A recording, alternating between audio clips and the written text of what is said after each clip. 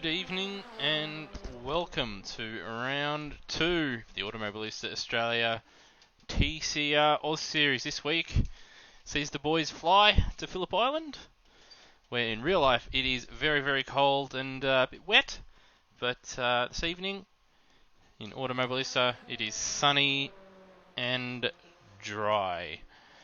Bit of a smaller field this week. Obviously, the first round saw a massive field of 23 cars, I believe, take part. This week, we've only got 13, but 14 cars in the server with that's just under a minute left in practice remaining, but still reasonably decent sized field and something that's going to be a very, very tricky circuit for the drivers to navigate this evening.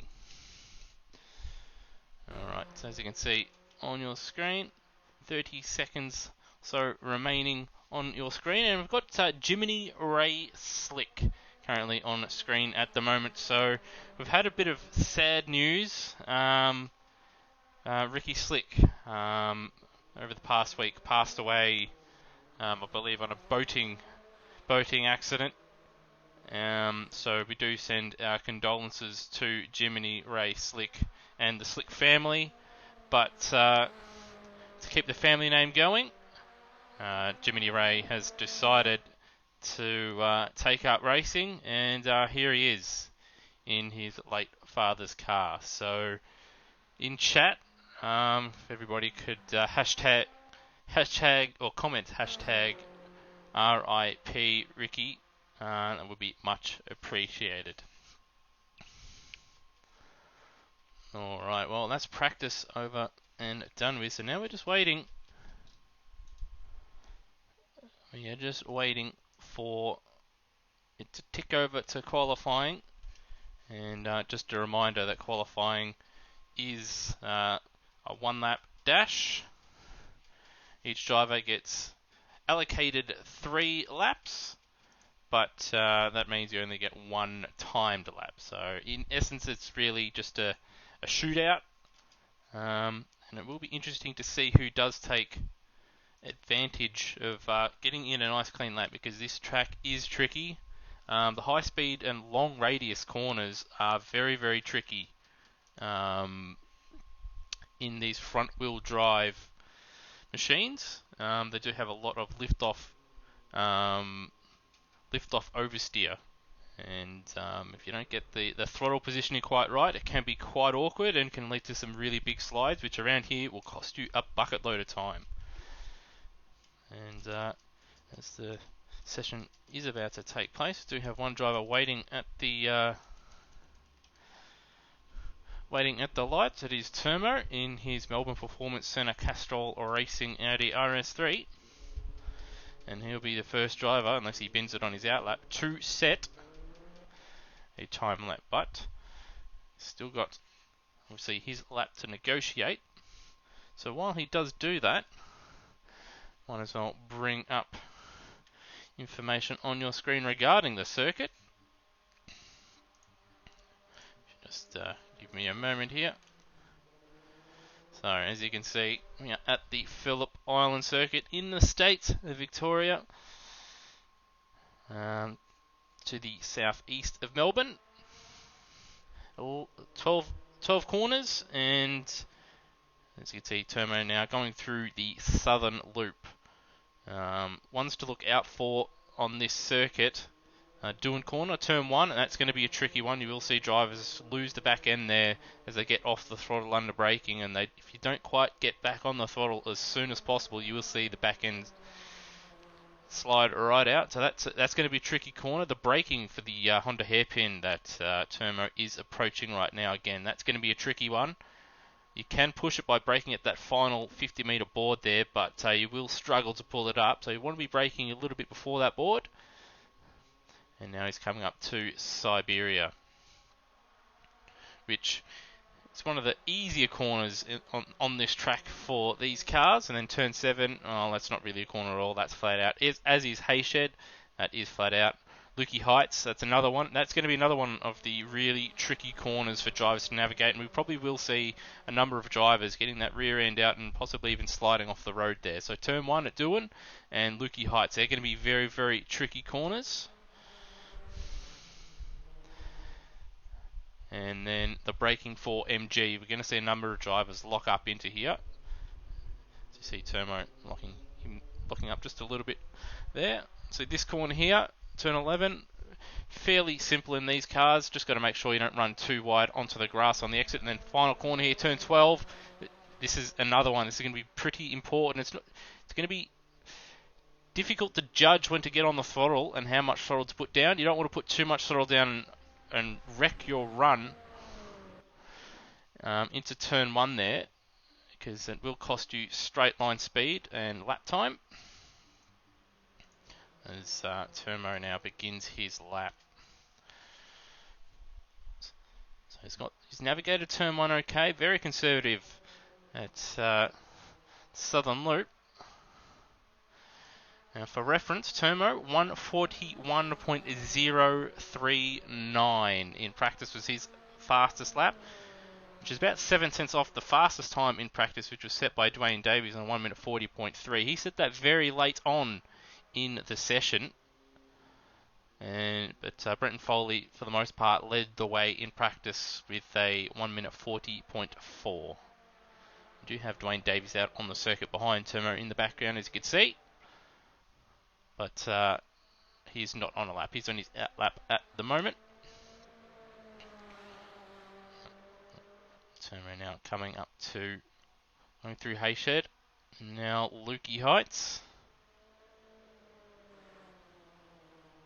He's kept it nice and tight.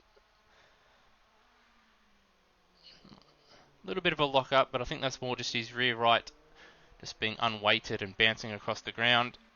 It's been a smooth lap so far. He's got one more corner to go. It should be a decent lap time. Certainly hasn't binned it. So what is Turmo going to set? 1 minute 41.8. So a little bit off, obviously 8 tenths off his personal best, but still it's a decent banker lap. We've also got Rhodey out there on a lap at the moment. I think he's had a spin in the middle sector because his middle sector is a good 9 seconds off Turmo's. And even if you're a bit slower than Turmo, I don't think you'd be 9 seconds off in the middle sector. So he's had enough, but he's continued his lap, which as we've seen in TCC and last round, just finishing a lap in qualifying will guarantee you a starting spot a couple spots higher than a few others. And now we've got Dwayne Davies out there on the circuit. Got Cracker out there. He's set up 42.8, 9 tenths down, but still solid banker lap for him. We've got Davies now up 6 tenths in the first split, 34.1. They'll be hoping to replicate a 1 minute 40.3, but preferably he'd like to go even better.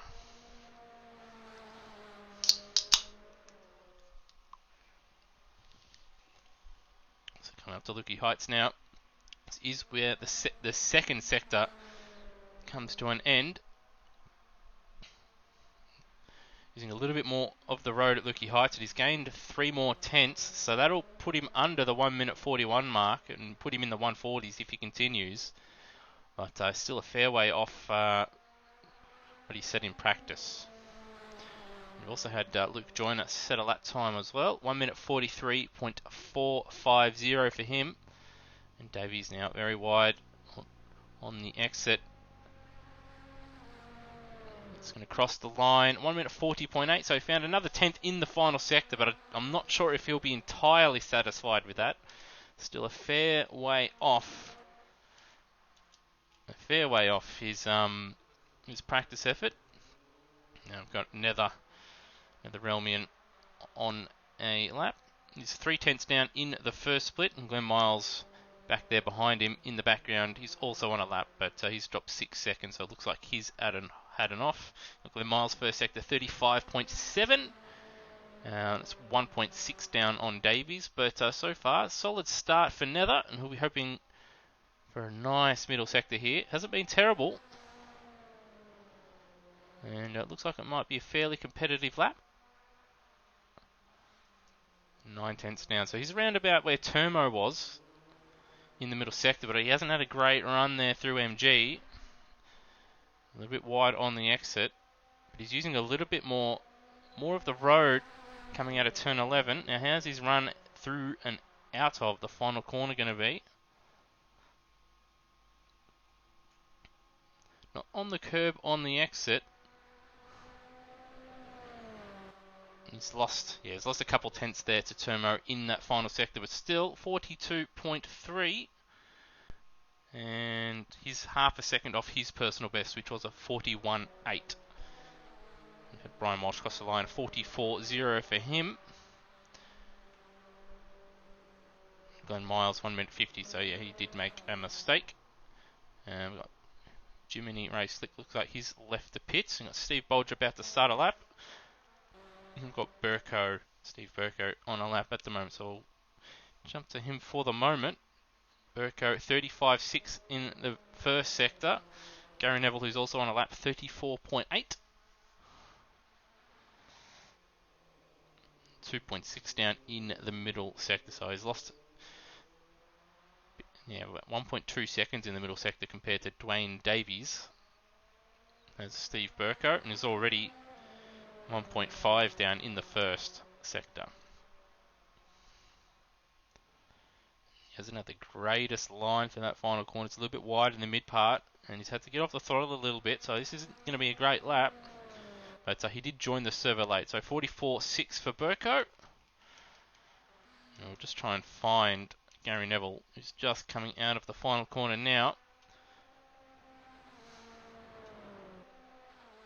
Crosses the line, 42.6. He showed some solid pace in the first round, but didn't have the greatest results. But P4, he'll be position-wise, he's put himself into a decent spot. There's Gary Neville. And now Steve Bolger, at the moment, is the only one on a time lap. All the others are on out laps. And he's only a tenth down at the middle split, so he's having a crack at the moment. Looking at his sector times, there's a tenth down in the first sector, and again, about just under a tenth slower in the middle.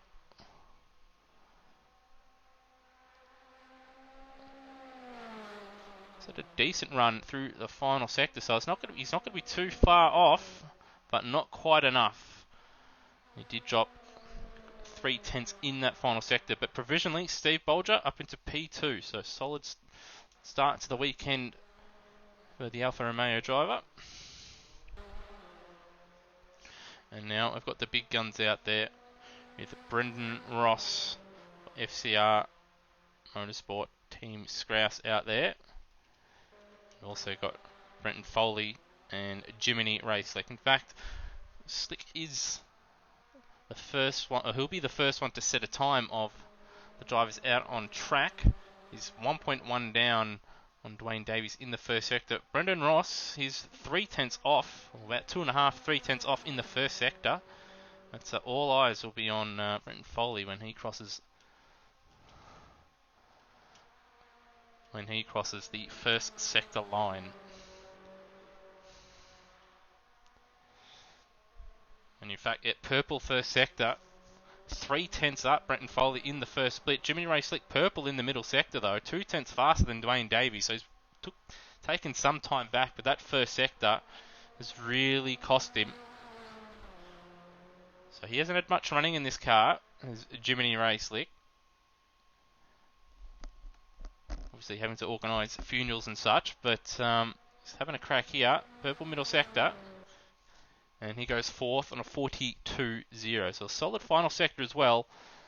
But that first sector really did put him under the pump, and it was too much for him to get back. But I got Brenton Foley and Brendan Ross 10th faster than Termo there on a 41.8. But Foley looking like this will be pole position once again.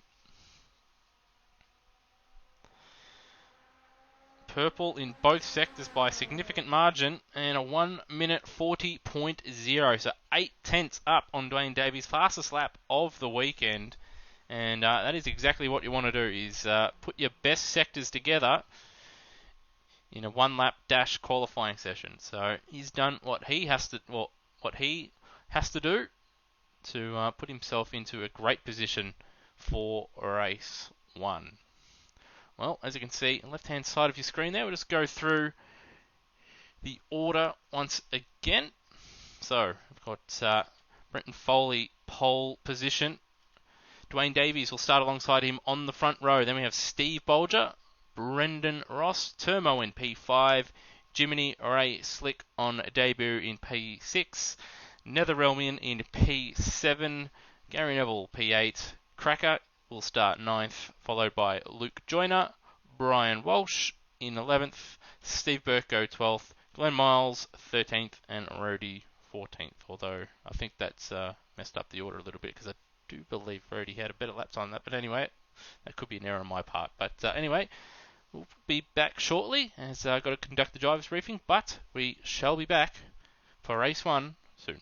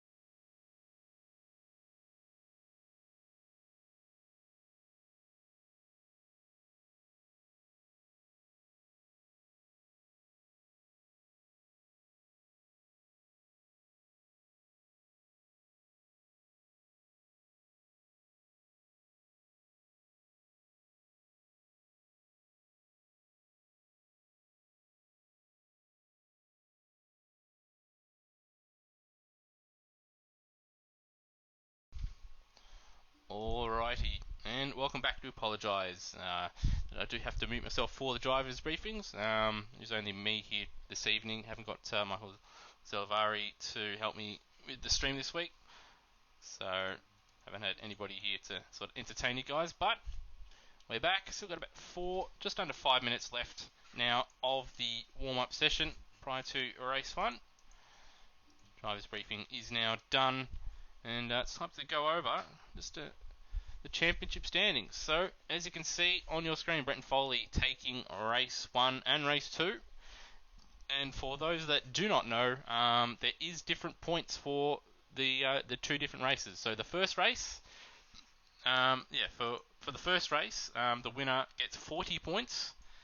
And for the winner of the reverse grid race, the winner gets 50 points. And from there, it is 4-point difference between first, second, third, fourth, and then it goes 2 points.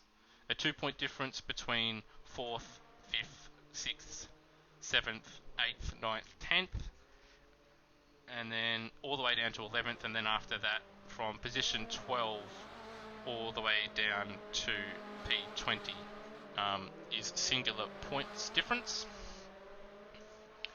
So as you can see on your screen there, Brenton Foley, 2 wins, 90 points, and significant championship lead early on. Now, as you saw in the qualifying session, Scott Nolan is not here this week, so he will extend that championship lead over Scott Nolan.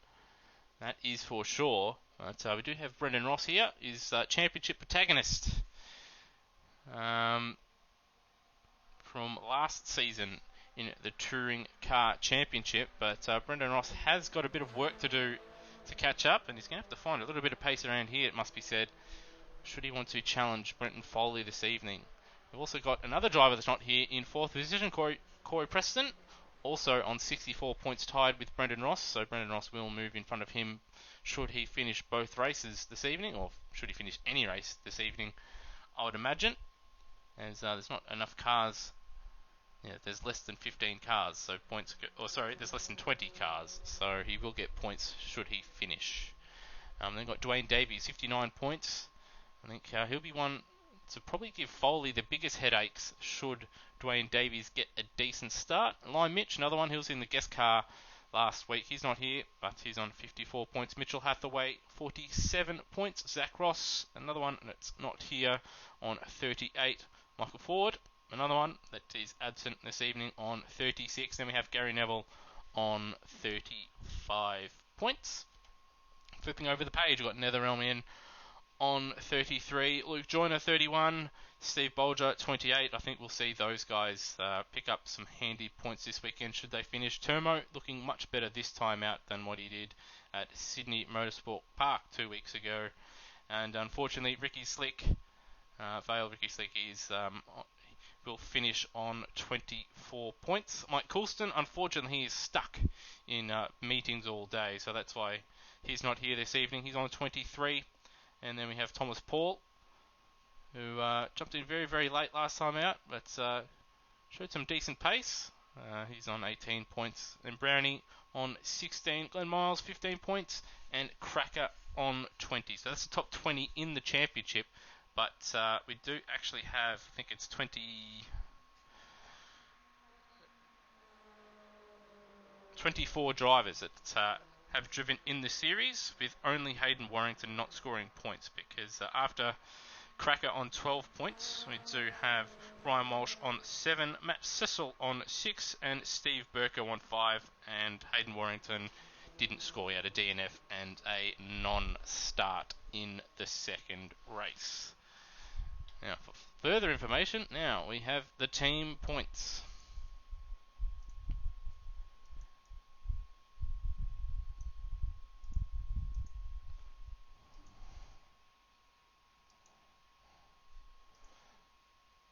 As you can see on your screen, FCR Team Scrouse, which contains our championship leader Brenton Foley and Brendan Ross in the Volvos. So they're the two FCR Motorsport Team Scrouse drivers. They're on 154 points, so they're a two-car team, and then Synergy Sim Racing Scott Nolan, single car team. JMSR with Corey Preston, both single car teams, as is D2 Racing with Dwayne Davies. Then we have we had the Ricky Slick and Gary Neville combo, but we do have now Jiminy Ray Slick in for the remainder of the season, hopefully, with Gary Neville. They are FCR Motorsport on 59 points, equal with D2R. Then we have HDS Racing with Mitchell Hathaway and Billy Dougal-Salonga, who hasn't made the first couple of rounds, but it's hopefully we do see him in the future. And as you can hear in the background, after he's the server ticking over to the race session. Behind them in seventh place for Dragon Racing, we've got Steve Burko and Zach Ross in the Hondas on 43 points. Single driver team, Lada Sport FFM with Michael Ford on 36. He was quite handy in the first race, but didn't race in the second at Sydney Motorsport Park. And then we have Outworld Racing team with Netherelmian single car team on 33, and MHRT with Luke Joyner on 31. So that is the top 10 of the team points. There's a couple other teams, but we'll just keep it the team standings with the top 10 for now. Alright, well, as you did here, it's ticked over to the race session, and the formation lap is about to get underway. And as you can see, Brenton Foley will once again lead us away from pole position. And just got to adjust my sounds because the audio of the cars is very, very loud. I do apologise.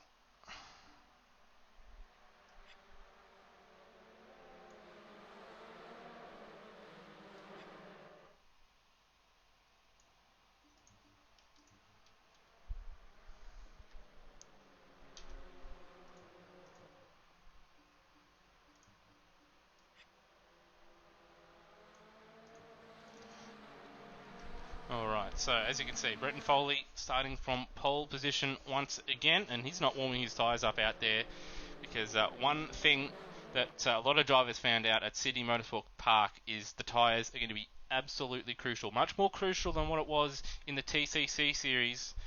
These front tyres with the extra power of these cars do use up a lot more of the front tyres, and around this track with a lot of long corners, that front right is going to take an absolute battering. So that's why you're not seeing too many of the drivers warm their tyres up, but Brenton Foley will start race 1 from pole position.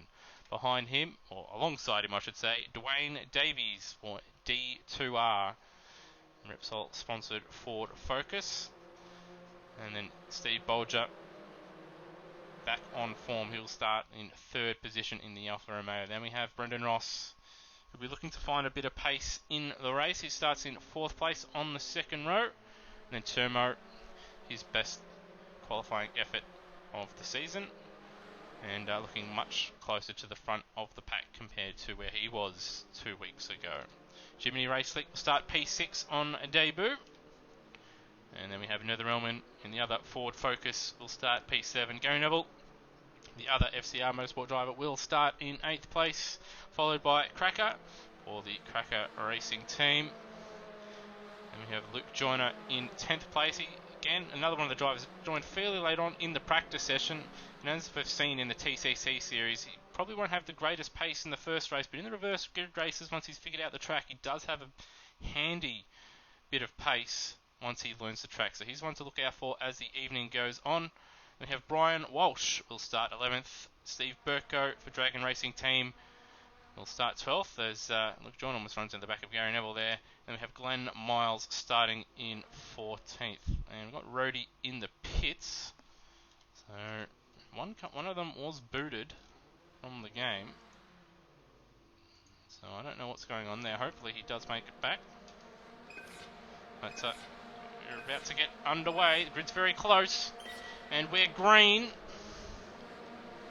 And so Ricky Slick's got a good start. He's given his FCR stablemate a bit of a nudge there to get moving. And he's looking to get up the inside of Dwayne Davies. Foley moves across to the inside to block Davies and Slick. Ross has got a good start. He's going to go around the outside, or try to, of Dwayne Davies at turn 1. Ross trying to hold on. Foley's got a nice little gap. Ross now has the inside. A little bit of contact with Dwayne Davies, but Davies keeps second position for now. We've got a car off and a bit of contact there. There's Gary Neville off the road. I did hear a bit of a bang there somewhere, and there's Cracker off the road. And got Luke Joyner and Glenn Miles back there. So Neville, unfortunately, all the way down the field, and it doesn't look like Rhodey has made the start here, which is unfortunate, but hopefully he does make it for the second race. Looks like some server issues playing issue there. So Foley in the lead, and then we've got Dwayne Davies, Brendan Ross, Jiminy Ray Slick, Steve Bolger, Netherelmian, Turmo, Burko, Walsh, Miles, Joyner, Cracker, and Gary Neville. So here they go up the hill now towards Lukey Heights. Handy gap for Foley, and as you can see, cars twitching as they get under braking off the throttle coming up the hill there. And Davies defensive into MG, and Bolger trying to make a move on Netherelmian. So Bolger hasn't had a great start, and now they're going to go side by side, the Focus and the Alpha. So Nether's had a pretty good start. He's up a couple spots, and now looks like Turmo wants a bit of that action. He's down a couple spots, as is Bolger. Both of them, well, Turmo now only down one spot, and Bolger now down 4 spots from where he started. Burko's had a nice start. He's up 4 spots. He's got Ryan Walsh in his wheel track, so Walsh has had a solid start as well. Miles up 3, Joyner down 1, Cracker down 3, and Neville down 5. And a little bit of a lock up there at Southern Loop, but hasn't cost Davies too much here. But I think this early stage is going to be a real feeling out period for a number of the drivers, and it will be interesting to see who pushes hard early on and tries to build a gap or get their way up to the front, and who perhaps plays it a bit smarter and tries to save their front tyres, because I think we will see a number of the drivers' tyres fall off as the race goes on. And that's Cracker in the wall. That's a big one. He's lost his front end on that one. So I wonder what has happened there. We'll have a look on the replay. But at Stoner Corner, he somehow ran off the road. Oh, he's just overcorrected it. He probably should have just gassed it up and kept turning left, but unfortunately he's overcorrected it into the barrier, and that's the front end of that Seat Cupra. Absolutely trashed. As you can see, there's the front 3. Davies pushing very, very hard there, very wide. And then we've got Bolger sending it up the inside at turn 11 of Turmo. And they're continuing to battle it out. That's allowing Netherelmian just to break away just a little bit. And in fact, Brian Walsh is actually starting to close on these guys as well. It's side by side down the pit straight. And Bolger having to pull back into the slipstream. And he's had contact, so Turbo's had to get on the... Oh, and that's a big one. That is a big one. He's lost everything. His front wing, his splitter, his bonnet, his left rear wheel. So I think Turmo just got on the brakes there. We'll have a look on the replay here. So Bolger pulled right into the wheel tracks. It was right behind Turmo. Turmo got on the brakes, and Bolger straight into the back of him, and bang, straight into that tyre bundle, which has destroyed Turmo's Audi RS3. That's such a shame, because he had some decent pace in practice, and that has ruined his start to the championship. Bolger's going to try and continue out there. He's only got front end damage. He was able to avoid the tyre bundle, but unfortunately Turmo unable to do so in the most... Well, it's in the middle of nowhere really, but unfortunately that's him gone. But that's allowed now Brian Walsh up to P6, Glenn Miles up to P7. So handy for the Playboy Racing crew, that is for sure. At the front, got Foley 1.4 in front of Dwayne Davies. That gap has sort of remained around about the same, although on this lap, Foley has edged out 0.2 of a second over Dwayne Davies. We'll just see, and this fastest lap of the race, 140.2, and there's another 0.2 of a second there in the final sector between Foley and Davies. But it will be interesting to see, though, how their tyres are in 10 or so minutes time. I think that's going to be the key. Who's looking after him? It's Brendan Ross now. He's dropped off the back of Dwayne Davies, 1.5 seconds behind, and he's got Jiminy Ray Slick doing a decent job, 1.8 seconds back from Brendan Ross. Then Netherrealm up in P5. He's got 4 seconds to Jiminy Ray Slick, and he's got 4.5 seconds to Brian Walsh behind him. And it's a very interesting line on the exit there. The Playboy Racing driver.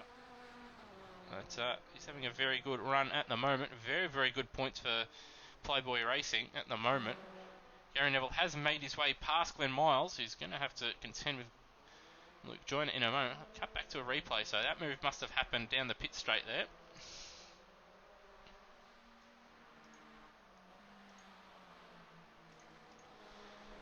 But I think currently, closest battle on track is this battle between Miles and Joyner that's just about to be ended. As I saw Glenn Miles running wide there at Siberia, and Luke Joyner says, "I'll take that, thank you very much." We've got a little bit of a gap over Steve Burko behind them.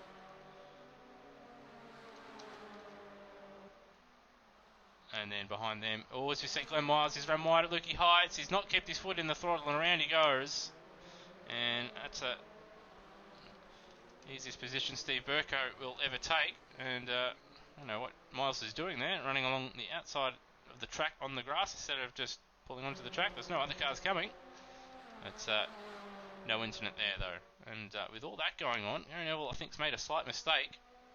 Or Luke Joyner's put in a pretty solid final sector. Okay, he is now right in the wheel tracks and in the slipstream of Gary Neville.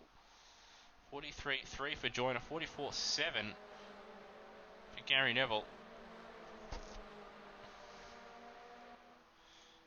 And for those wanting to catch up on your live timing and to see all the lap times these drivers are pulling out as you're watching, check out amsoz.liveracers.com/live and click on the TCR Oz server on the left hand side. It's right in front of Gary Neville. I reckon Brian Walsh, he'll be hoping that Gary Neville and Luke Joyner continue to duke it out for as long as possible to buy himself a bit of time, because I reckon they're just a little bit faster. Brian Walsh's fastest lap of 43.7, but a 46.1 on that last lap, and it's not like he's had any traffic to contend with, so that consistency just not quite there for the Ford Focus driver at the moment, but still P6. Nice effort so far for Brian Walsh.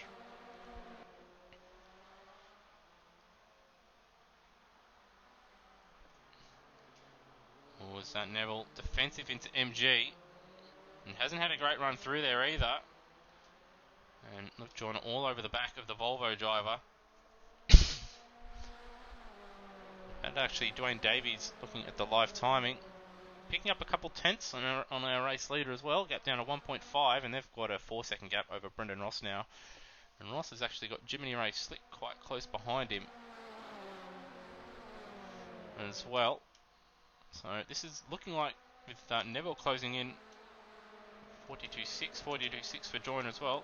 A bit quicker than Brian Walsh, who did pick up the pace on that lap, but he's going to need to dip a second and a half faster if he wants to save that 6th position. But, yes, there it is. Jiminy Ray Slick closing in on Brendan Ross. And Jiminy Ray, he really pushing for that podium. Should be a fair effort on debut. He hasn't had much time in the car. And isn't the biggest fan of these cars, but let's get a podium on debut. I think anybody will be happy with that. So that's another battle that is starting to brew. And then, as you can see on your screen, it's been a very, very good lap for Dwayne Davies. Perhaps Foley just saving those tyres and Davies just pushing on a little bit. Gap 1.4 seconds.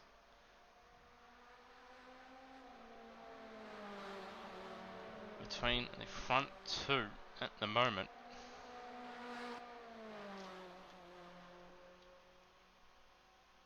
So there's Foley, Davies, and we've got Brendan Ross and Jiminy Ray Slick. And then we're going to have a little bit of a wait. The Netherrealmian, there he is. The Outworld racing team. In the Ford Focus, and we've got to wait another 10 seconds for Brian Walsh. There he is, and he's got Gary Neville right behind him. Neville very, very wide. He's pushing hard, and he's got a good run there. And then Luke John also right behind, so we'll cut to that battle. Neville going to try and make the move into turn 1. He has got the overlap, and he's pulled right alongside Walsh, who did try to turn in. Very, very close. Shades of Mansell Senna. It's Barcelona, and I think it was 91 or 93. And Walsh having a look up the inside of Neville, and he sent it. A little bit of contact between the two. Neville was pretty slow through there, and that's cost Neville. And Luke Joyner's just taken both those positions there. Having to bat an eye there. He's just watch the two cars in front of him battle it out, make contact. He just goes right around the outside and says, "Yep, I'll take that." All that said, though, he's not quick through Honda, and Gary Neville's given him a serve and spun him around, or half spun him, and that's dropped Luke Joyner to the back of that pack once again. So I don't think Luke Joyner will be too pleased with that. But after all that, Neville now in 6th, where I guess he feel he should have been, and Walsh in 7th, and Luke Joyner back down to 8th.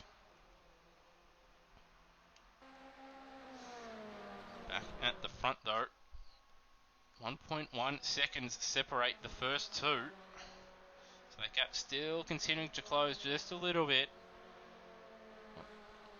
About halfway through the race now. So I think the next 4 minutes are going to be, we'll see where the driver's tyres are at. At the moment, Dwayne Davies, it looks like he's pushing a little bit harder, but it would not surprise me if Foley is just saving his tyres and making sure he's got something to fight with in the last couple minutes and last couple laps of the race. And they're coming up to Cracker, who, without a front end on his car, is doing well just to keep it going and pick up some crucial points for him and the Cracker racing team. And the gap at the front now, another 2 tenths eaten out of the gap between Foley and Davies. So a good first sector for Davies, and he's right there. The battle for the lead.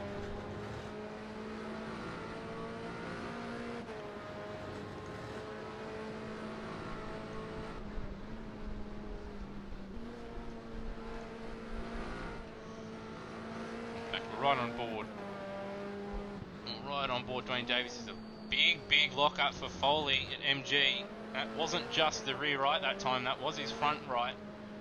And that gap was 7/10 of a second. I'd hazard a guess it's a bit less than that now, and Davies will get a bit of slipstream as well down the main straight here, should he remain close enough. As you can see, a lot of understeer for Foley there at the final corner, and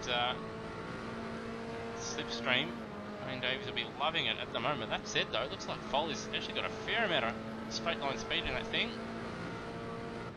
So he's tweaked that Volvo to have either minimal wing, or he's taken all the camber off just to give himself some nice top speed. But that gap now half a second, and there's also half a second, no, it's less than that now, between Jiminy Ray and Brendan Ross.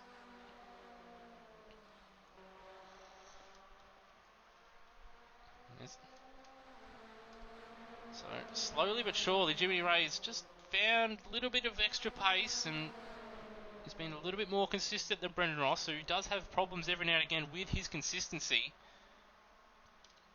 And he's right there now in another lock-up. And in front of them, pardon me, Dwayne Davies very, very close and up the inside at Siberia. And he does have his nose in front for now, but Foley is going to try and hold on through turn 7, but he'll have to go the long way around at Lukey Heights. And he's going to do it. He is. He's going to hold on for now, and he'll have the inside line for MG. And Davies late on the brakes and on the grass. Will he pull it in? No, he's not going to be able to pull it in, so that's going to cost him. So just a little bit too aggressive there. Wasn't able to pull it up, and that's going to give Foley just a couple laps of breathing room and time just to look after his tyres. And we've had Jiminy Ray make his way past Brendan Ross, so let's have a look at the replay. A bit of a slide coming up with Lukey Heights, and he's ran wide there and on the grass. He's done well to save it, has Brendan Ross, but Jiminy Ray up into a podium place on debut. So great effort from the Alabama native. Behind them, Netherelmian is out on his own. 12 seconds behind Brendan Ross, 11 seconds ahead of Gary Neville. That's a very, very handy P5 for him. And Gary Neville now, he's stretched away from Luke Joyner, who has got past Brian Walsh. Just having a look at Brian Walsh, he hasn't had a good lap last time out. He looks like he's made and he's not had a good lap this time either, because he had a 46 last time out, and it's a couple seconds off in the middle sector on this lap as well. So not a good couple of laps here. 47.5 for Walsh. Still though, P8. Good solid points. We've had Steve Burko's lost his front splitter, so he's made slight contact with someone or something. And there's Glenn Miles in 10th place, and he's actually got to watch out because he's got Bolger, who did have that accident with Turmo early on in the race. He's got missing his front splitter and his rear bumper as well. But he's starting to close in on Glenn Miles for P10. And he'll be wanting to pick up as many points as he can get. And Dwayne Davies, he's made another mistake in the first sector. We haven't picked up on our cameras, but if you check out amsoz.liveracers, or amsoz.liveracers.com/live.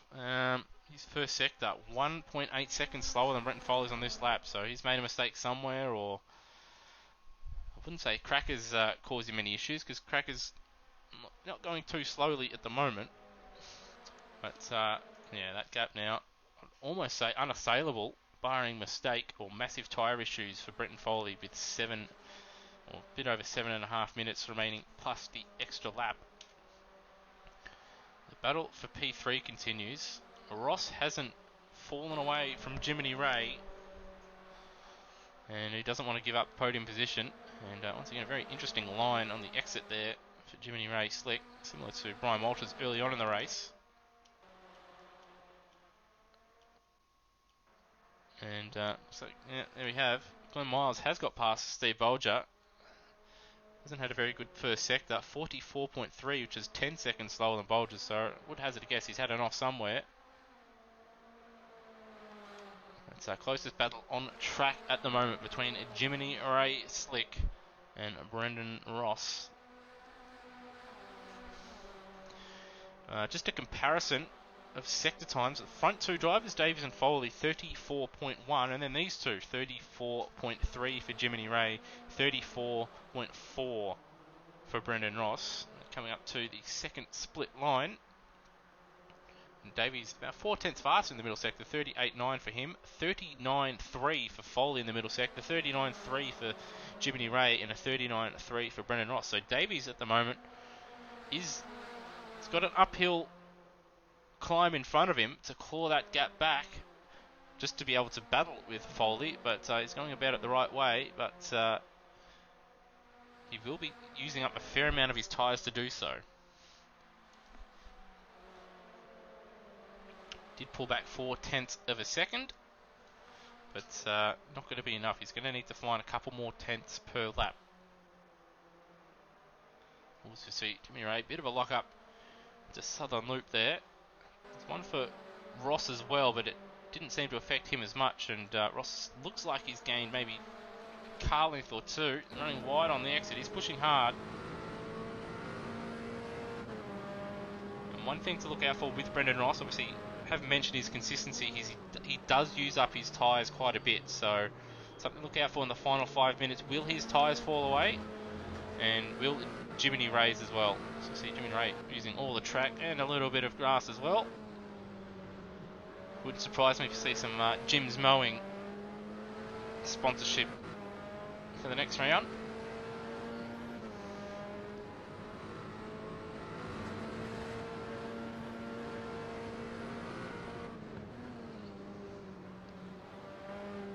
So it's a little bit tighter through Lukey Heights is Brendan Ross.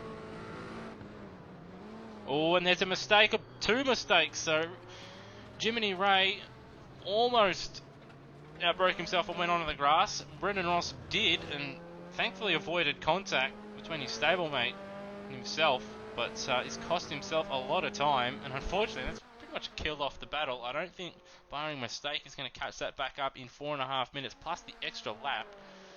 So it's a bit of a shame because everywhere else on track there's a bit of a gap between everybody, which is a bit of a shame. But at the same time, this being such a big circuit for these front-wheel drive cars, it is not a surprise as Foley locks up at Southern Loop. He's on the grass, and that will give Dwayne Davies plenty of motivation to stick with it. So the gap, he did come down another 0.6 on that last lap. Sorry, half a second. A 41.9 to a 41.4 for Dwayne Davies. And after that, the gap is much, much less now. 1.1 seconds. So Dwayne Davies is coming. He did something before the season started. He's very, very motivated for this season. And he did want to knock off a couple highly rated drivers. And at the moment, if he can keep this up, he'll knock off the biggest one of all in our Monday night front-wheel drive touring car series, that's for sure. Because Brenton Foley has been the man to beat, winning every single touring car series. And Dwayne Davies at the moment, looking quite pacey. It has to be said, he's looked much smoother out there around this track as another lock-up for Foley, but I don't think it cost him too much time in the end. In fact, Foley had a very, very good, I wouldn't say very, very good, but a better middle sector than Dwayne Davies.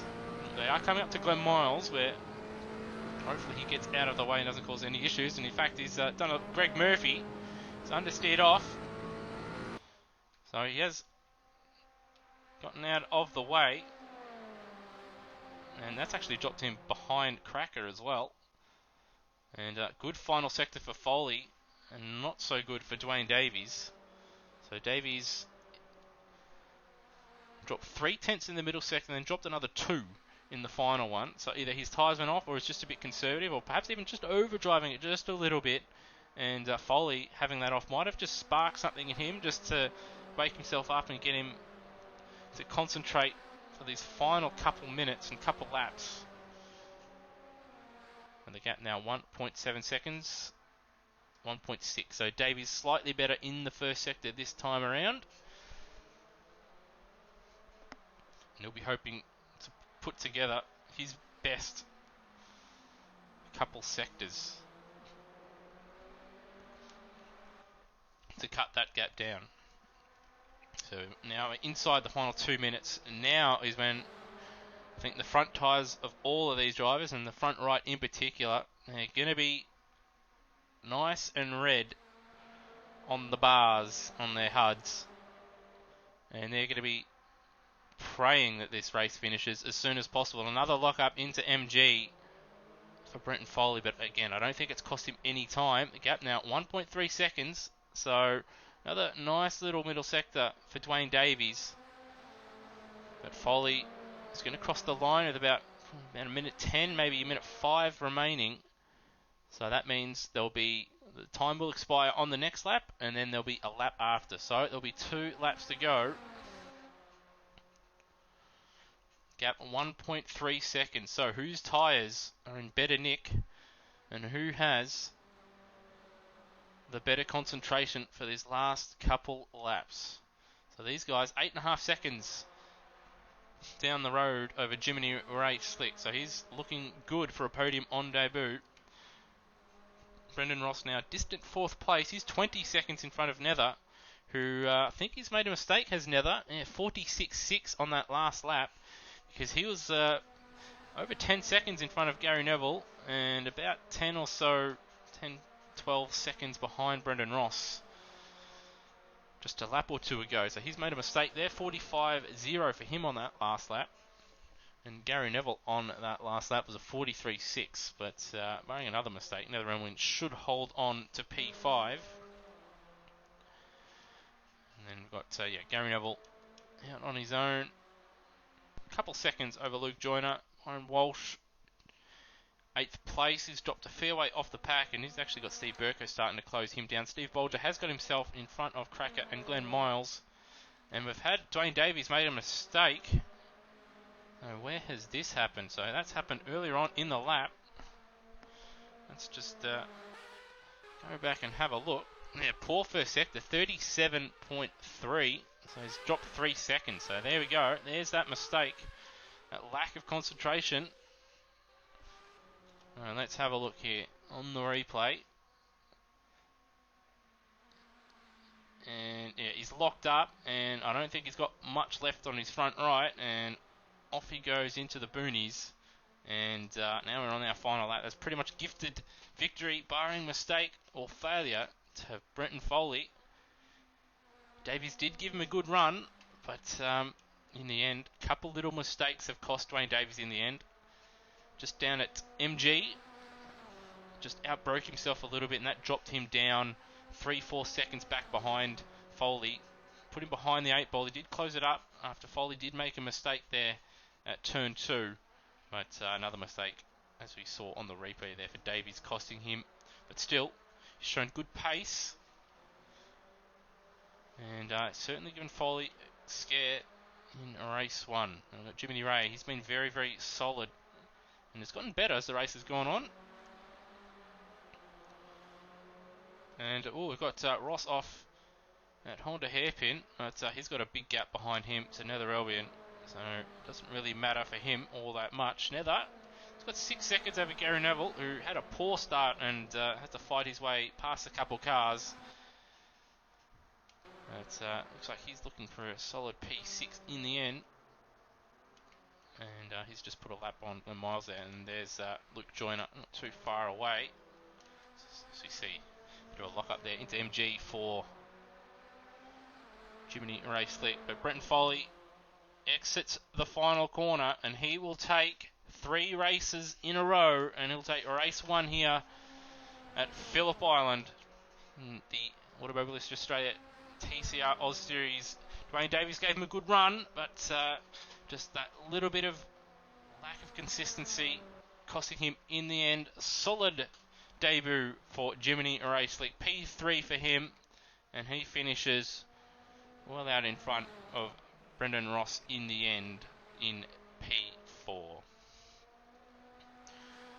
Haven't seen too much of Netherelmian, but he did what he had to do early on. He avoided all the carnage. Didn't quite have the pace of those 4 in front of him, but certainly much more consistent. Avoided the carnage, as I said, and a very, very solid points haul and good result for him and for Outworld Racing. P5 for Netherelmian. Gary Neville recovers to P6 in the end, after dropping down the field early on, or to the back of the field early on, and then Luke Joyner as well. So he didn't get too much running in practice. Solid P7 in the end, and as I've said, as I alluded to early on in the broadcast, look for him in the second race to find a bit of pace after he's now done some more running around this circuit. Brian Walsh will take a solid P8, but I think it might be a little bit frustrated that he couldn't quite hold on to P7 or P6 in the end there.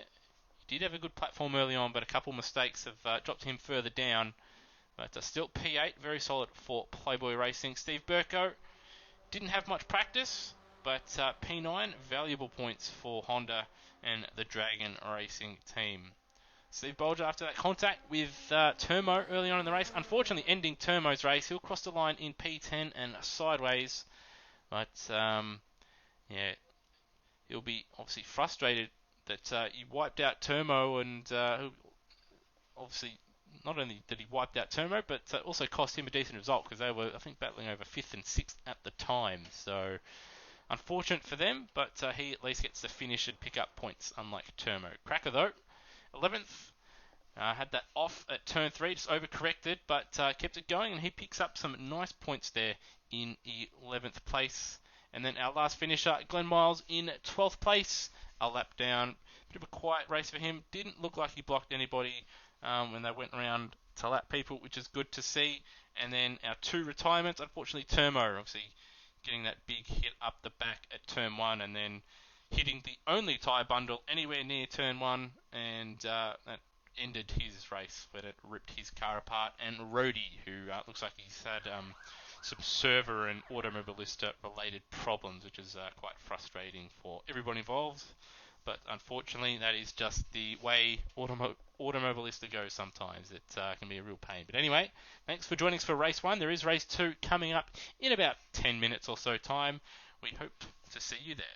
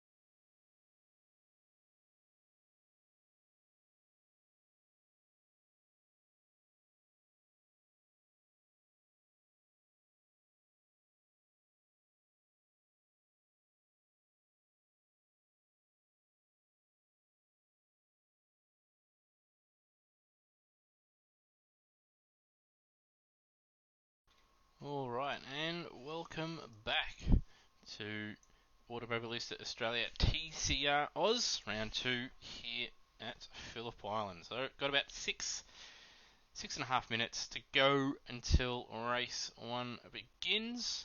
But just to run through the race 1 results once again, there were 16 laps, and Brenton Foley took out his third race and, all the races so far of this TCR Oz series. But Dwayne Davies did give him a good run for his money though, but a couple little mistakes there costing him in the end. And he finished 4.2 seconds back. Jiminy Racelick on debut in place of his late father finished 10.9 seconds adrift. Solid debut for him to finish on the podium in his first race. Brendan Ross, he fell away as the race went on, and as we saw in the last lap, made a couple little mistakes as well. So he was 10 seconds adrift of Jiminy Racelick. Netherelmian finishing in P5, a bit distant, but and a bit quiet, but he'll certainly love those points though. P5, very, very good chunk of points. 26 points, in fact, for P5 in that one. So he'll be quite happy with that, as will the boys down at Ford and Out World Racing. Gary Neville recovered to finish in P6, followed by Luke Joyner in P7, Brian Walsh P8, Steve Burko in P9, Steve Bolger in P10 for Alfa Romeo, Cracker in P11. Was able to continue after suffering some pretty heavy damage early on.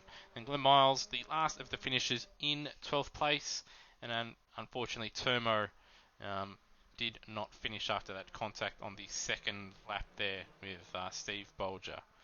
And we did have Rhodey have the Automobilista problems, which forced his game to crash, or the game to boot him as the server ticked over, which is a bit of a shame.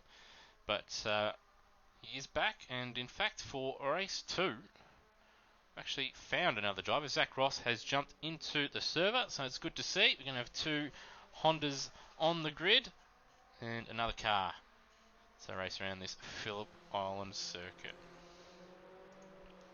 So I'm just trying to go over the points after that result. And Brenton Foley moves on to 130 points. Brendan Ross moves to 92. Sorry, I'm just putting this in manually. And now we have Dwayne Davies has moved up into second place in the championship. He's now on 95 points.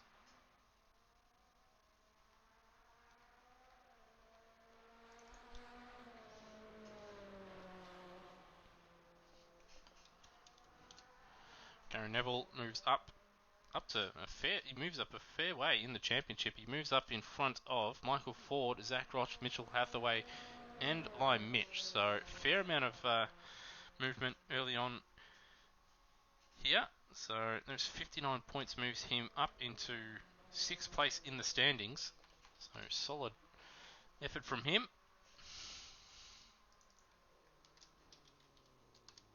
And Netherelmian joins him also on 59 points, but he would move in front at this stage due to the tiebreaker, with Netherelmian having a higher finish of 5th place compared to Gary Neville's best finish of 6th.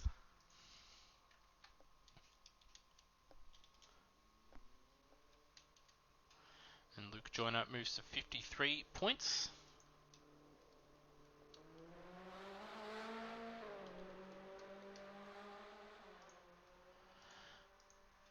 Steve Bolger, he moves to 44 points.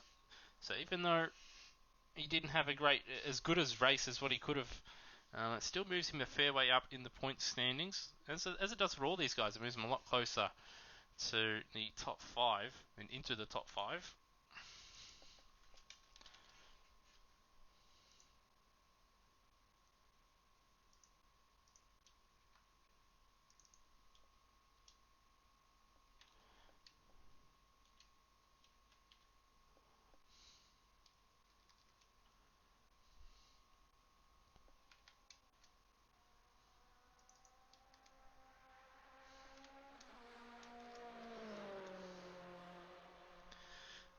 very, very handy points as well for Playboy Racing, so that should move them into the top 10 in the Teams Championship, that's for sure.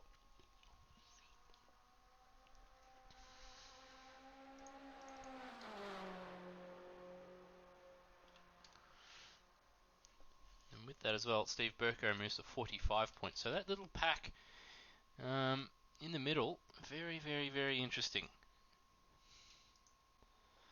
But Foley, 130 points, a perfect start to the season for him. Question remains, can anybody beat him at the moment? And just looking at live timing at the moment, and Luke Joyner somehow disqualified himself in practice, so just going to have to find out what's happened here. So he's lost control. He's lost control at turn 2, and he's gone straight across and cut the track at Southern Loop and binned it, and that's disqualified him. So he won't be taking part in the last minute and a half, or last minute now, of practice. Now we've got Rody out there drifting it, and he's off in the boonies, similar to similar to Luke Joyner, and he's hit the little marshal post and ripped his front bumper off. So interesting from him. And we've also got Glenn Miles out there. Only had a couple drivers, or 3 drivers as you can see, out on the circuit set lap time, with Netherelmian fastest on a 41.8.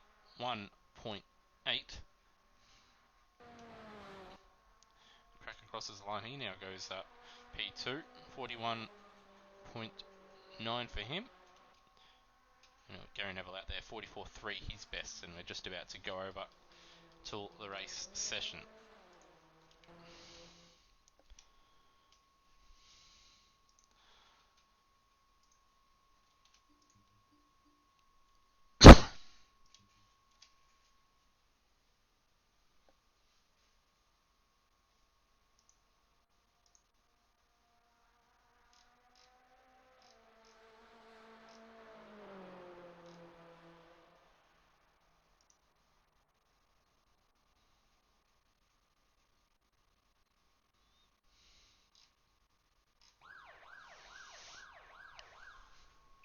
Alright, that is the sirens. You know what they mean. It's ticked over to the race session. And we're about to get underway. Now we just wait for the reverse grid race. So as we've seen in many of these, anything can happen. We've seen some big accidents in TCC. We've seen some fantastic side-by-side racing. And as we saw last time out, we've seen some masterclass driving, especially from car 074. So just waiting for all the drivers to jump out onto the grid. And for the formation lap to get underway. And as you can see on your screen, the grid here is very, very tightly packed together. We did see Jiminy Ray Slick give, I think it was Brendan Ross, a fair bump at the start-finish line, as Jiminy Ray got a fantastic start, but everybody being so close, it's nowhere to go but into the back of the car in front, or onto the grass. And now we've got Glenn Miles leading us away, or Cracker has got a better start on the formation lap to get us underway.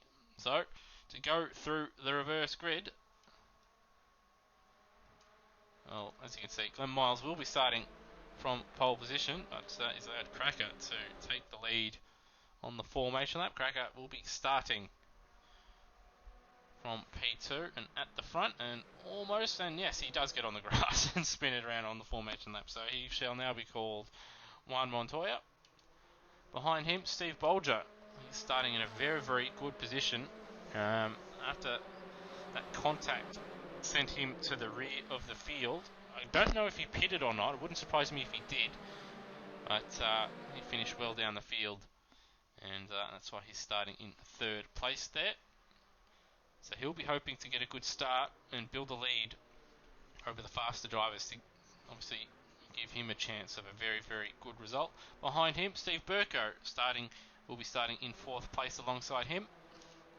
In 5th place, Brian Walsh, who very solid finishing result for him, but he'll be hoping to clean up a couple of the consistency issues as once again another driver spins it on the formation lane. This time Glenn Miles So I've got two Juan Montoya. So I've got Juan Montoya and the cheeseburger out there. And behind them, obviously Luke Joyner will start in 6th place. And then we have Gary Neville will start in 7th. So they'll be looking to continue their battle from the last race. Behind them, Gary Neville. Also not Gary Neville, Netherelmian I should say.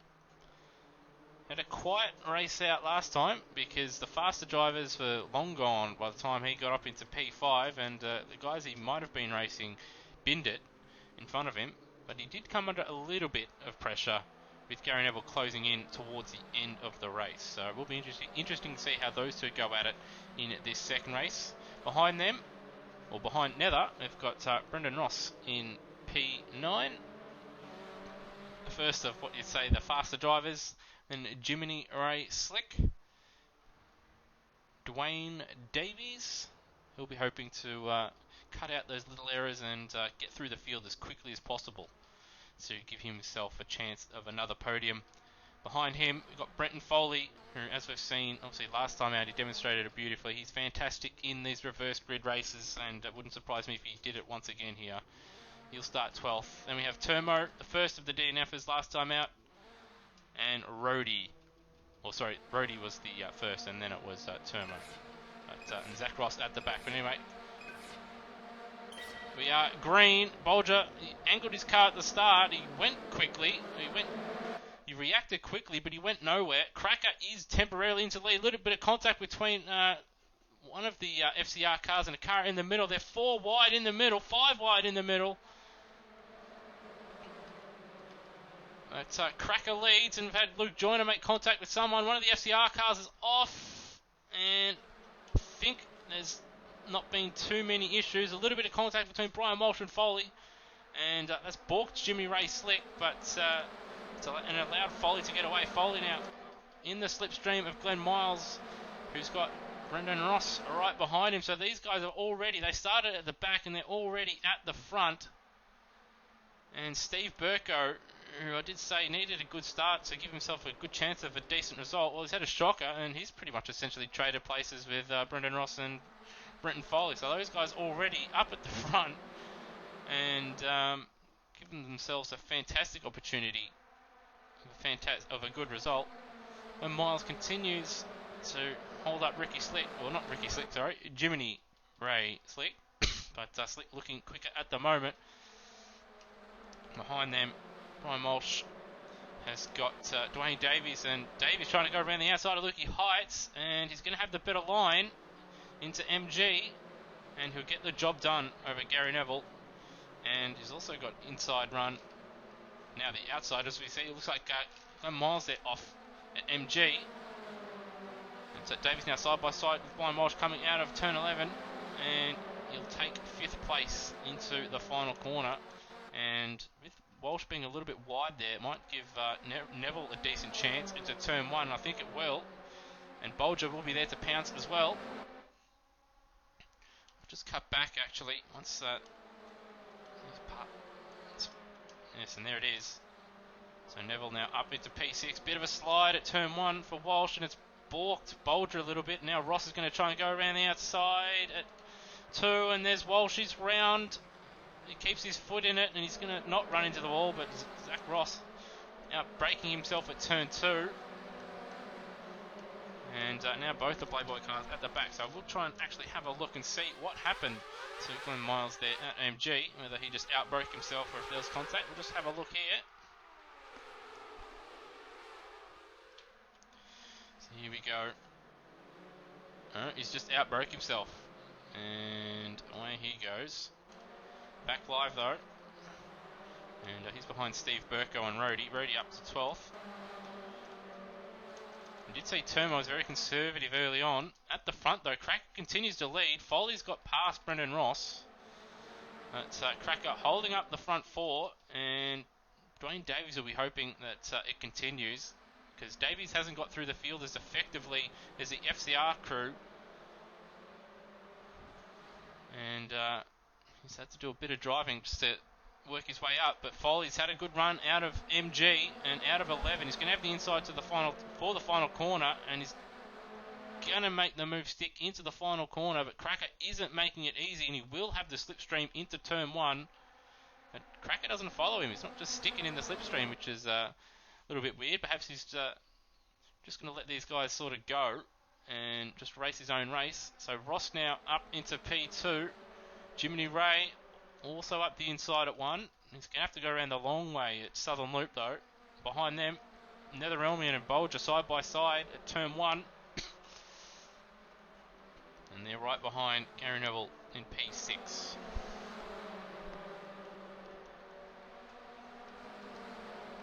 And Dwayne Davies has caught the back of Cracker now.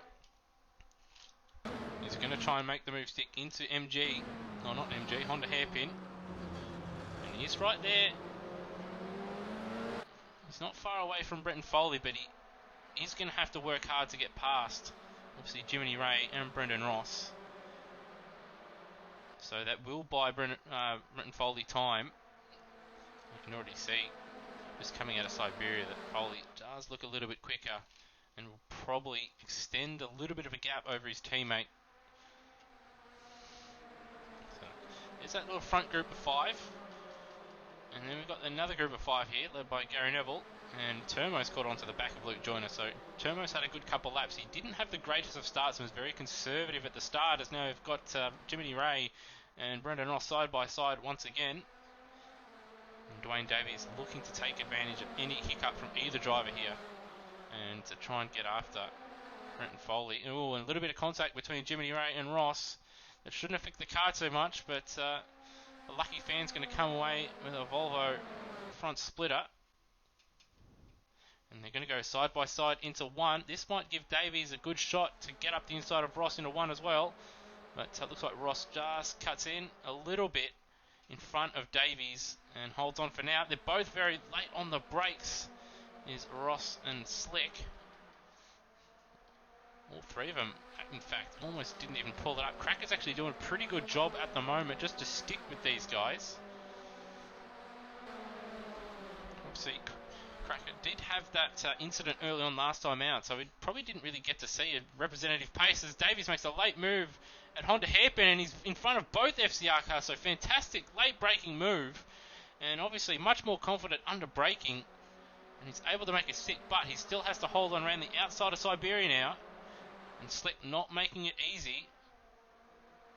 And they're going to go side by side through 7, through Hayshed, and probably through Lukey Heights as well. It's allowing Foley to get away, but Davies has done a good job. And there it is. He has got the move done for now, but it wouldn't surprise me to see Slick just stick it up the inside. He's having a look. Thinks better of it. So good driving from Dwayne Davies. He's up to P2. And he finds himself 2.7 seconds behind Brenton Foley now. So this front four done a great job getting through the field, relatively unscathed. And probably see them scamper away. Cracker now in decent position. He's got a bit of a gap over Gary Neville, who's got a bit of an angry pack behind him. Netherelmian stuck with him. 40.1 from Foley, so fantastic speed. See, he was unhindered last time out. That lap would have put him on pole position. Netherelmian in the wheel tracks of Neville. It's not going to be close enough to make the move stick. But we've got Bolger and Joyner side by side into turn 1. And Joyner couldn't really turn in there. Bolger was right there. But she was able to thankfully pull it in. But Bolger's run wide there. Turn 2. It's allowed Joyner to close in. And Turmo ain't far away either. Look now from the back of Joyner's Golden Astra. Turmo very conservative. Joyner trying to make the dive stick, and he will get the job done. Bolger giving him plenty of space, and surprised that Turmo didn't actually just send it up the inside as well. But Joyner back up to 8th place, and Bolger has got a bit of work to do now. He'll have to concentrate on Joyner in front as well as Turmo in front. He's had a good run out of Siberia though. And we might see him go side by side at Lukey Heights.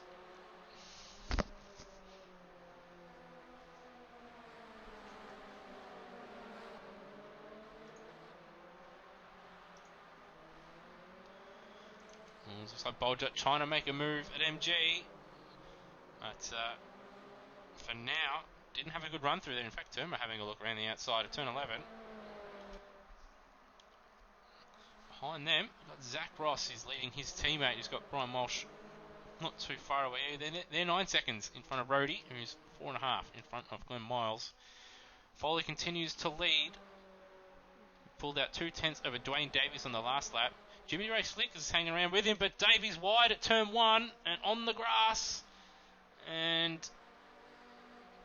Brendan Ross was smart, saw that coming, had to get on the brakes because I think he saw if he had taken his normal line that he would have been T-boned by Dwayne Davies there, as he was not in control of his car at all. So thankfully, disaster and accident averted. But I think for this race is that Davies trying to make the move immediately at Honda, and he will get that job done. So he's trying to rectify his mistake. But Ross not giving it up, and Ross cutting in front of Davies there, a bit naughty. But thankfully it didn't affect either driver. Davies now having a look up the inside on the exit, so he's had a better run through the corner. But I don't think it's going to be alongside. That said, though, a bit of a slide through Hayshed for Ross, and a bit of a lock up and slide for Slick in front. So these guys are all over the place at the moment. Davies straight up the inside. As we've seen, he's been very, very aggressive with his overtakes. He gets that one done for now. But Ross going to try and get him on the switchback, but Davies places his car beautifully and holds on to P3 for now. And he'll try and set his sights on Jiminy Ray in front of him. Well, that's if Brendan Ross doesn't make it difficult for him.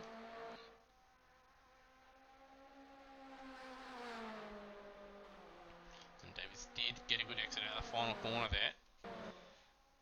But Ross will have that slipstream to stick with him. Behind them, Cracker is 4.5, 5 seconds now behind him. But he's edging away from Netherelmian, who has got past Gary Neville, and he's got Luke Joyner behind him. So I'll just cut back to a replay and try and see what had happened. No, there's nothing happened there, so I'll go back even further. And there's too far back, so come back live there, sorry. That's Nether up into P6 now. He's looking sort of best of the rest at the moment. A solid job from him. And Gary Neville now under attack from Luke Joyner.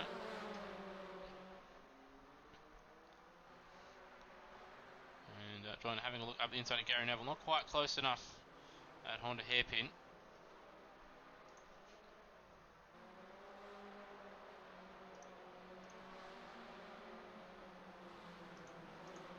Going wide there from Neville. It's going to invite Joyner, but he's not going to be close enough to get side by side coming out of Siberia, but it will give him a decent shot of making a move at either Lukey Heights, probably not Lukey Heights, but certainly MG, if he wants to just send it up the inside there. And Nether, bit of a lock up, bit of a slide coming into Lukey Heights, but he's not under attack at the moment. And there's Joyner straight to the inside, has a look, but has to go more defensive than anything. Neville's run a little bit wide. That's balked Joyner, and now Turmo trying to get in on that action. There's some good racing here in the mid-pack. And we've had Jiminy Ray. He's now under attack from Dwayne Davies. They've both dropped. Brendan Ross has not had a good lap here. 37-0 in the first split, so he dropped a good 4 seconds pretty much in that first sector.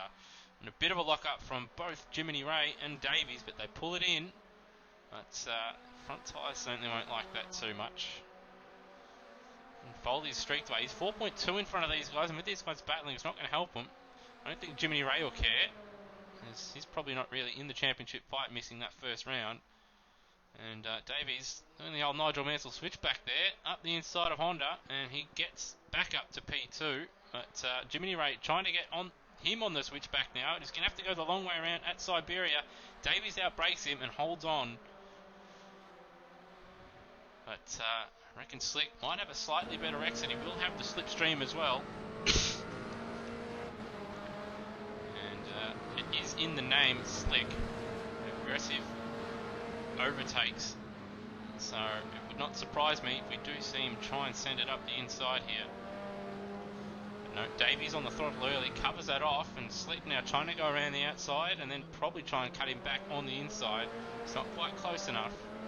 Davies holds on for now, but he's put a lot of force in that front tyre. He's understeered a bit, and it cost him speed, and it would have cost him a little bit of tyre life, and it would have heated up his tyres the way he took turn 11 there. Dwayne Davies. Very, very wide on the exit of turn 12. He's pulled over to the left, pulled over to the middle, trying to break that toe from slicking behind. Slick's not going to be close enough to make a move into turn 1. He's going to have a look though. Just show his nose. These guys 4.5 seconds now behind Foley. Slick having a look at turn 2, trying to force a mistake. Davies has made a couple mistakes already this race, so we'll see Slick move around just to try and distract the Ford Focus driver and force another one and get himself back up into P2 again. Further back though, now that continues to edge ever so slowly closer towards Cracker.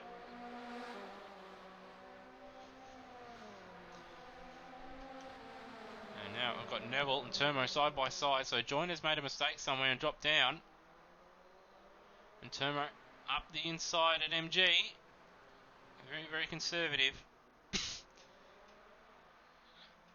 And they're going to be side by side into Siberia. Oh, a bit of a nudge between the two of them. And now it's going to be a drag all the way up to Lukey Heights. And through MG. Oh, never wide there. On the grass. And he's had to back out of it, and that's allowed Turmo to move up into P7, up 6 spots. And now he's going to have to worry about Steve Bolger. He's going to try and go up the inside at MG. He's squeezing Bolger is Gary Neville. And Gary Neville holds on for now. Steve Bolger is right there. And it must have happened on that last lap for Luke Joyner. That mistake. Behind him, we've got Steve Burko is now in front of Zach Ross, and Zach Ross missing his front bumper there. So I don't remember him missing his front bumper, so I don't know when that's happened. And then they've got Brian Walsh in 13th place. They've got Rhodey in front of Glenn Miles there in 14th and 15th. Out in front though. And Jiminy Ray has got past Dwayne Davies. And Jiminy Ray, knowing Dwayne Davies' favourite move into Honda. And they're both very, very late on the brakes. Davies did try and get Slick on the switchback, but Slick was aware of it and had a decent exit and is able to hold on for now. We'll actually try and have a look and see what happened on the replay actually, and see how.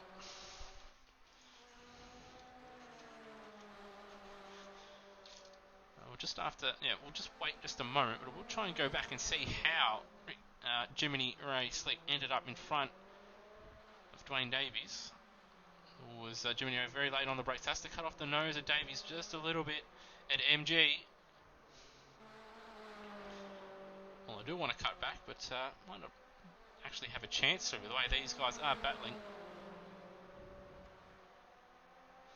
But is allowing Foley to get away, and with these two battling as well, it will be using up their front tyres as they continue to actually brake late and turn and use the throttle just a little bit more. They're going to be side by side into turn 1 again.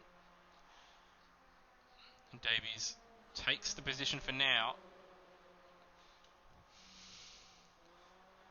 But yeah, we'll just go back and have a gander and try and find where and how Jiminy Ray Slick found his way back into P2 again.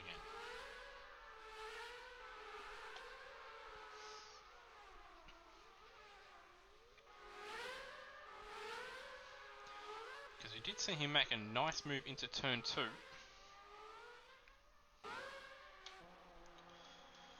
Alright, so it looks like just Jiminy Ray, just a decent run out of the final corner. And a nice easy move into turn 1 for Jiminy Ray. So nothing too spectacular about it, no mistake. And once again, he's right behind Dwayne Davies at the exit of Siberia. These guys now 6 seconds behind Brenton Foley. So this race is pretty much done and dusted for the win. Brenton Foley's going to take all 4 should he continue the way he's going.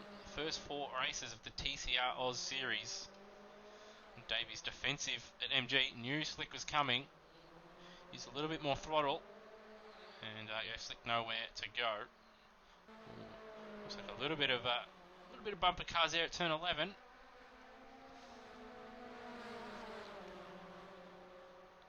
But, Davies holds on for now, but Slick will have that slipstream, and we'll probably see a carbon copy move into turn 1 unless Davies goes defensive, which it looks like he's doing. Just sticking to the inside. He's going to force Slick to just try and make the move around the outside.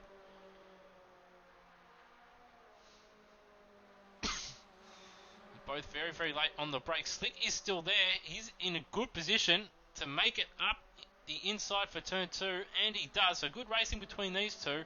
Davies almost running wide out onto the grass. He's going to try and get Slick on the switchback, and he gets it done. A little bit of contact, but still nice move. Neither of these drivers giving each other an inch. In fact, they actually gained in the last sector anyway on Brent and Foley, but in the first sector, lost half a second as they were battling. But Davies holds on to P2 for now, and for him, his next half lap is important. He'll want to just break away from Slick and have a relatively easy final 5 minutes. But Slick not making it easy for him. These guys are 7 seconds now in front of Brendan Ross, who's having a very anonymous and pretty disappointing race by his standards. We did hear some grass. That's Davies off. So what has happened there? Let's have a look on the replay. So coming up to Lukey Heights, what has happened here? Oh, he's just got in too hot and hasn't been able to pull it up, and off he goes on the grass. Jimmy Ray flashing his light, saying, "I'll take that," and then he's run off the road himself. So Jimmy Ray still holds on to P2 after going off, but it's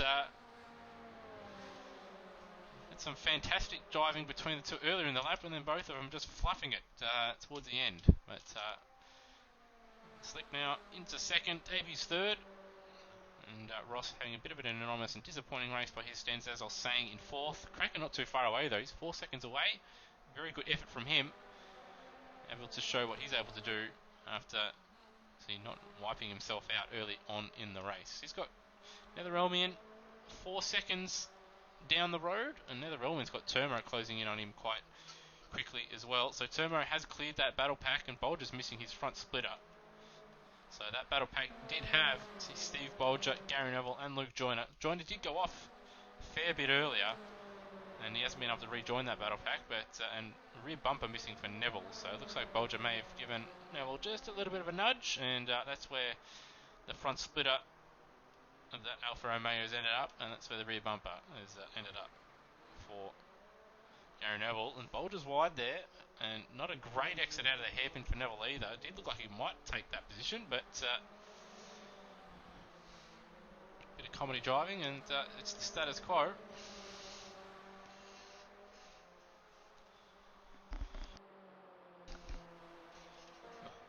And they continue to duke it out. There's a couple handy battles around the track. It's behind these two that are battling. Obviously, we've got Slick and Davies still battling it out. They're fairly close together. And then behind them, Ross off the road, and his teammates right there as well. So we'll have a look at that. So that's coming out of Siberia, not Siberia, Southern Loop, through Stoner. And what has Zach Ross done here? Has he been served, or has he just outbroke himself? No, he has been served. His teammate's given him a bit of a serve there. And I don't think the team will be too happy with that. I'll have to go and replace the splitter and a bumper. And looks like his teammate is, Burko's just giving him a bit of a redress. They duke it out for 11th and 12th place. Brian Walsh in 13th. He's got Rhodey behind him. So Rhodey's been going okay, because he was a fair way behind Brian Walsh last time we saw, I believe. And he was actually closer to Glenn Miles. So he's dropped Miles, and now he's right behind Brian Walsh. So battles up and down the field, aside for Brenton Foley out in the lead, unfortunately.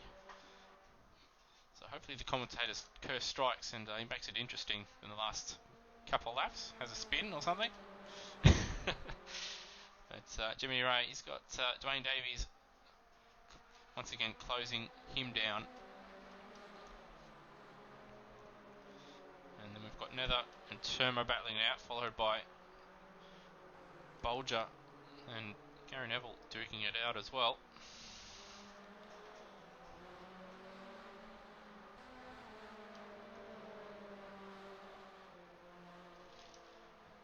So there's Cracker, 5 seconds up the road from Netherelmian, and there's Turmo, and that Red Alfa Romeo, there's Steve Bolger, Gary Neville, and then there's Luke Joyner as well. So things with a couple laps to play, still up for grabs. For quite a lot of these positions, we could see tyres sort of fall off for drivers and some mistakes happen, as we saw last race with Dwayne Davies right there with Brenton Foley, but a couple mistakes, perhaps his tyres going off, dropped him out of contention for that one. And that could happen for a couple of these other drivers, and with them all close together, who knows. And not a good lap for Cracker there, losing a second and a half to Netherelmian, as thankfully the Miles getting out of the way, not holding anyone up, so good driving there from all of them. And Bolger and Neville continue to duke it out for P8 as well. But yeah, Netherelmian and Turmo on that last lap, gaining a bit over a second to Cracker in front, so it could, if there is a little mistake there for Cracker, we could see another change in position or another battle forming. We have had Brendan Ross off the road, so what has happened here?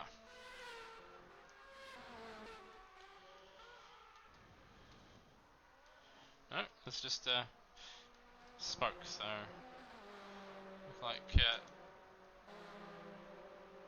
think Brendan Ross is his rear wheels just off the ground, just bouncing along, and that's why the smoke was emitting from his car. And as time expires, we've got Dwayne Davies and Jiminy Ray swapping positions at MG as we just cut to it. Davies now up into P2. We'll have a quick squeeze and see what happens. So Davies had closed that gap down and up the inside. And Jiminy Ray giving a bit of space. That's back live now. And Davies going to try and force Slick to hold on around the outside again. He did do it earlier. Having a look up the inside once again is Slick. Davies holds on for now. He does outbrake himself a little bit. That does give Slick a chance to send it up the inside. A little bit of contact and leaning on each other. But Davies holds on for now. Slick will have the slipstream. And he'll be in prime position to just send it. And Honda hairpin. Davies realises that, goes defensive. Places his car in an awkward position for Slick. And fantastic defensive driving from Dwayne Davies, and he holds on for now. Slick having a look up the inside of Siberia, but it's not a big enough braking zone. It has forced Davies just to carry too much speed in the mid-corner and allow Slick to stick right there and right behind Dwayne Davies to be right on board the FCR Motorsport Volvo.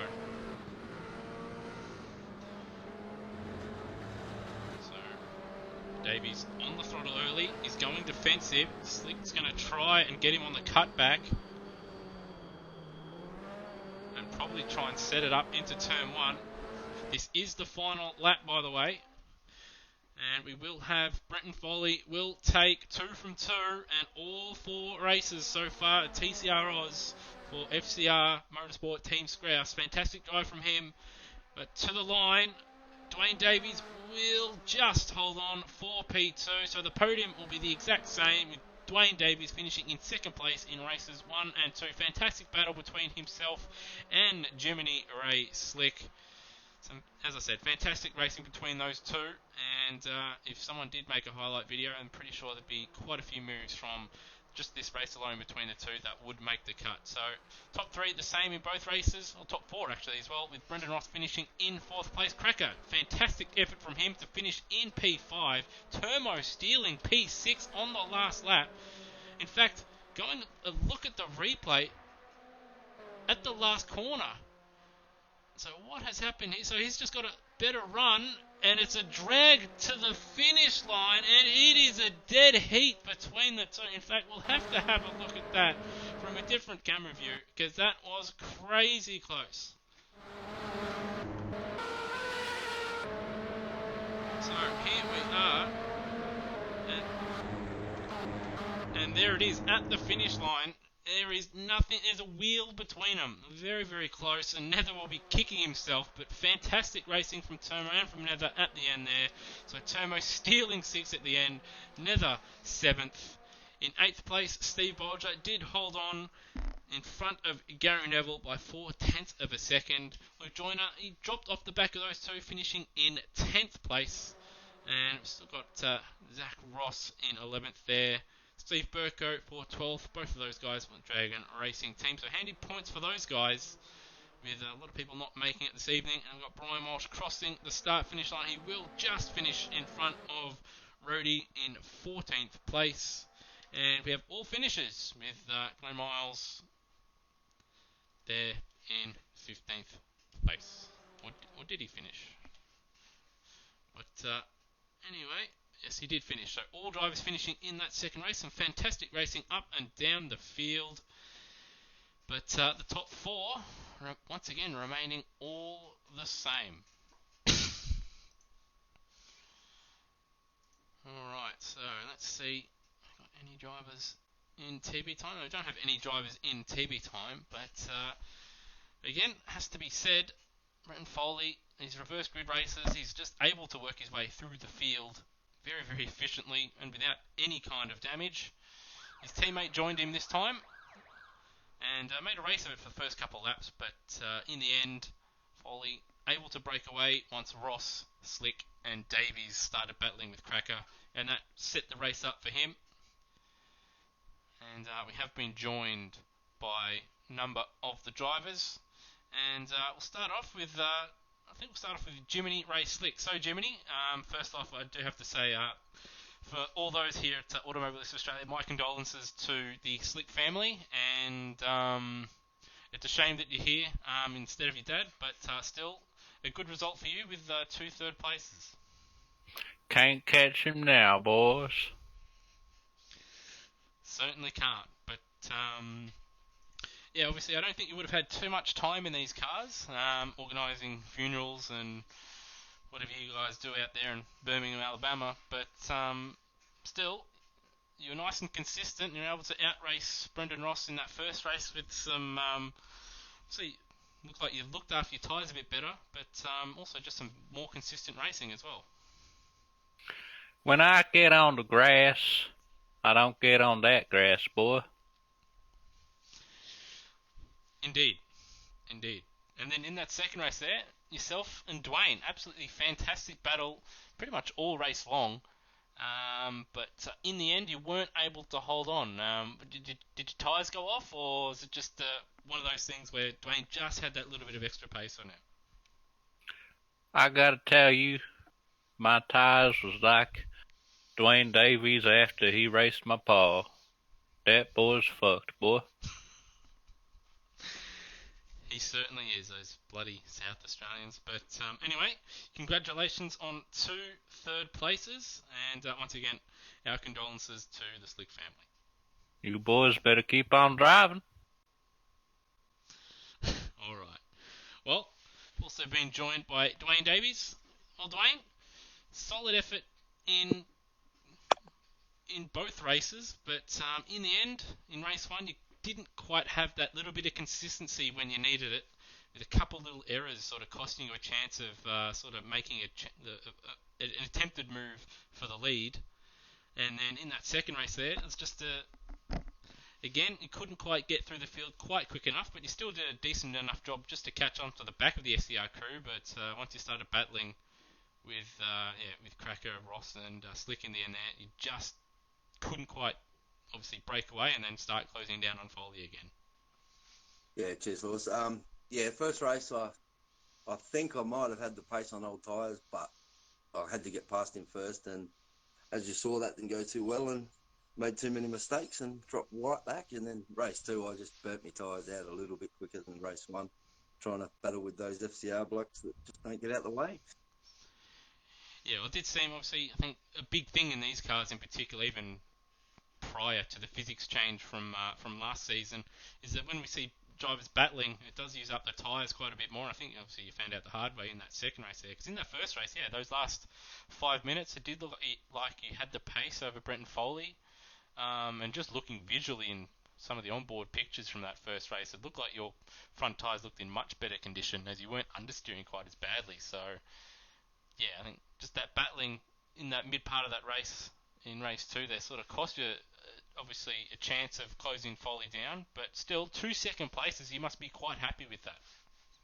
Yeah, definitely happy with that. But yeah, like you say, I was definitely, they were burnt out like probably 10 minutes earlier than sort of race 1. So sort of once I got past that Jiminy cricket bloke, it was sort of, and then I made a mistake and went right off at turn 2, and that was that. They sort of had the battle with him because my tyres were gone after that. But yeah, no, it was good fun though, and pretty happy with the result, except for Foley winning this week. Yeah, But congrats to him. He just doesn't make mistakes. So one thing I've noticed. Well, he did make a couple mistakes in that first race, but again, you just made those little small ones that sort of cost it for you in there. But still, you showed good pace and certainly encouraging signs for the rest of the season.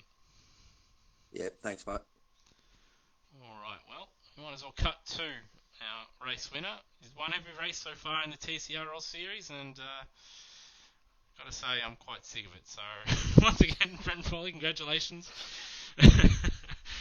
I do mean that jokingly. Obviously, 2 deserved wins, it has to be said. Obviously, fantastic lap in qualifying. And then race 1, probably didn't quite... Well, you did have a little bit of pace over Dwayne Davies for a little bit of the early portion of that race, but there really wasn't much between you in that first race there. Yeah, I agree.